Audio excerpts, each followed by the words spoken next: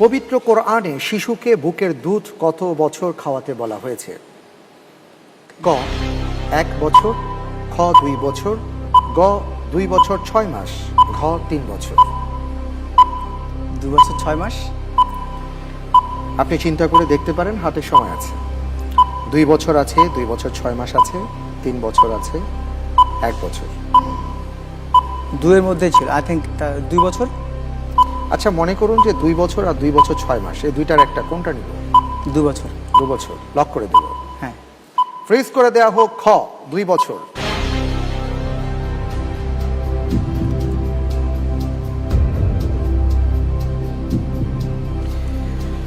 আপনি যে উত্তরটি দিয়েছেন খ 2 বছর, আপনার উত্তরটি সঠিক উত্তর।